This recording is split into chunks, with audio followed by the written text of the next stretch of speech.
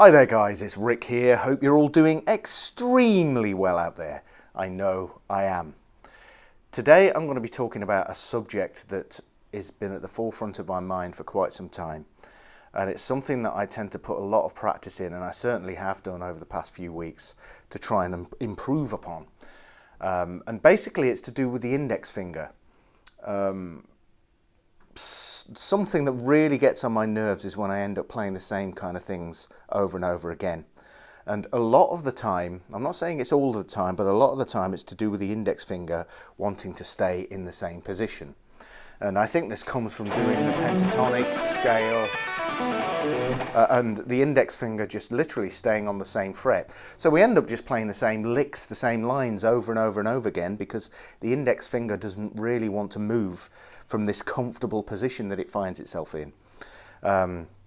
So as a consequence, what I've done is come up with some patterns to help me alleviate that problem and work on moving the index finger to enable me to come up with some less predictable lines and licks. But it's quite challenging at first because the index finger really does struggle, especially if you're not used to it, if you haven't done this kind of thing. It will really be quite uncooperative at first, but stick with it and you will start to see some results. So I'm going to show you some top secret tips. Well, they're not top secret. God, I sound like a snake oil salesman there, sort of selling you $1,000 for some top secret guitar tips. I'm not into any of that stuff.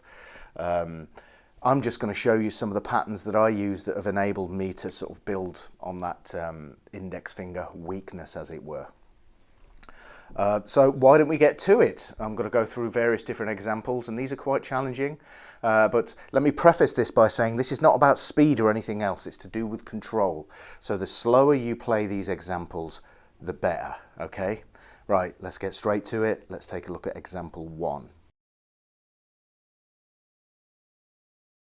Okay, example 1. We're just going to take a pentatonic scale. Okay, E minor pentatonic. But we're not going to play that here. We're going to take, we're going to start here at fret 3. And we're going to take this motif. Okay, and we're going to be using that in the majority of these sequences that I show you. So what we're going to do is,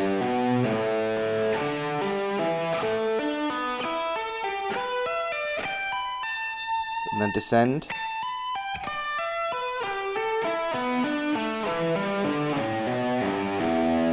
Okay, that's the pattern. So let me show you nice and slowly. So we have 5, 7, 3, and then we're going to shift positions. Sorry, beg your pardon. It's 3, 7, 5. Ignore me. 3, 7, 5. And what we're going to do when we pull off here, you'll notice I'm pre-preparing the index finger to move into position for the next string. See, shift. The other thing as well is you can pick the first note when we change strings if you want, but I find I get much better results by hammering it on from nowhere, like so. Hammer, hammer, hammer. It seems to sort of really help me sort of solidify the movement with the index finger from here to here to here to here to here to here. So there's a lot of movement there with the index finger, and by hammering it on from nowhere, it like I say, it really allows me to solidify that. So let's just go over that again. If you want to pick that first note, that's fine, but we've got to concentrate on playing this slowly and controlled.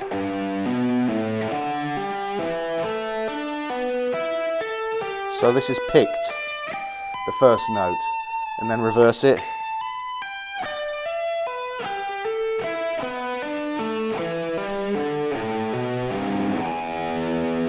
Okay, so that is the first pattern. Let's move on to pattern number 2 now.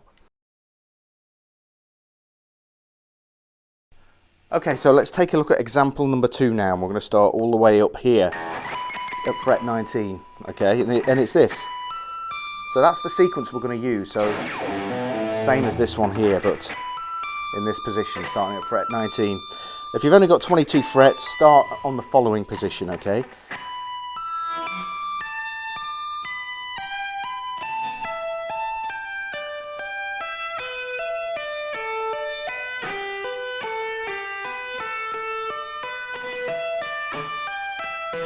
Oops.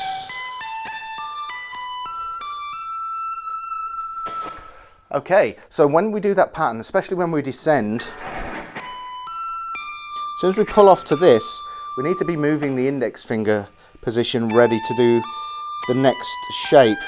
So we're a step ahead of the game every position that we play.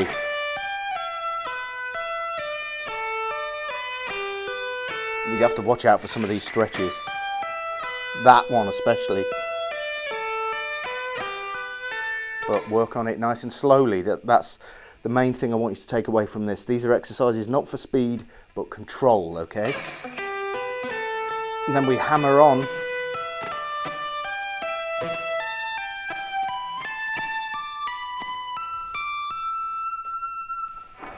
Okay, good. Let's move on. Okay, now we're on to the third example here. So we're going to take the E minor pentatonic and we're going to do this pattern. Okay, and then we'll just move it across pairs of strings. Following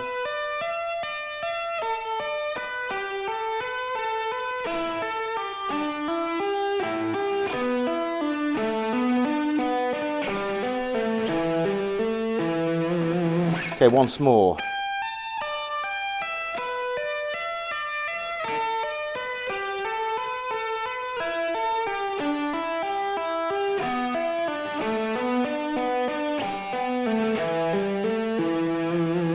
And again, it's really making sure that you're playing it nice and slowly, so that as you're doing the movements, as you're doing especially the hammering on and pulling off, that gives you time to move your index finger to where you need to move it. So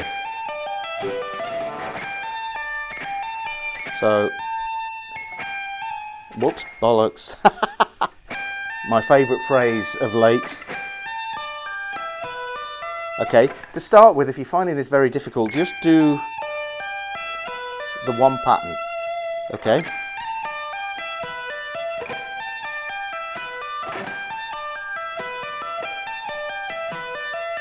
And then you can move on from there. Okay, let's move on to the final example now. Okay, we're on to the final example, and this is probably the most challenging of them all. And again, let me reiterate that you need to be doing this really slowly to control the movements. Okay, so our pattern is, okay, and then we're just going to move it onto the adjacent strings, the appropriate strings. So,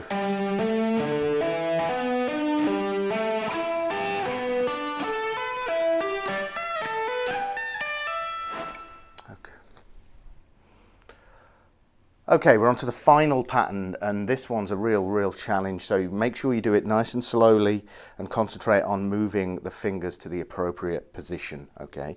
So this is our initial pattern. Pretty nasty. And then we move on to, then,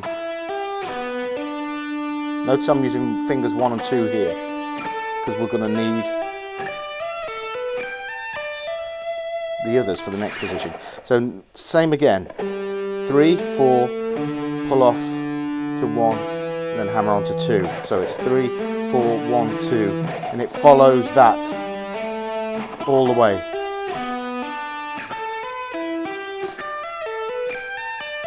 Okay. Watch out for that one. Okay, so just to summarize here, these exercises really take a lot of control to pull off, and you know, some of the stretches are pretty demanding, so you don't want to do anything stupid. Make sure you take your time with it and really work on the control of the movement, so that you get it right. So it's not necessarily about stretching either, it's about moving sort of sensibly. You don't need to stay in the one position to get the stretch. You can take your position and move. So there's lots of different ways of doing it, and it's important to sort of keep your sensible head on. You know, make sure you're doing intelligent practice. That's the thing that's going to get the best results, I find. Okay, so do these nice and slowly and really work on the position shifts. That's the whole goal with these exercises. Anyway, I hope you've enjoyed this lesson. I hope it's given you some things to think about, some things to practice, and some things to kind of get you away from doing the same old stuff, you know, the pentatonic box patterns every single time. So this will hopefully give you some ideas to break out of that rut. Okay, just to finish up, still 50% on my website for all downloads. I'll leave the link in the description box below. It's the best way to support me, so make sure you check that out. Anyway, hope you've enjoyed this video. I will see you in the next one. Thanks a lot, guys. Cheers.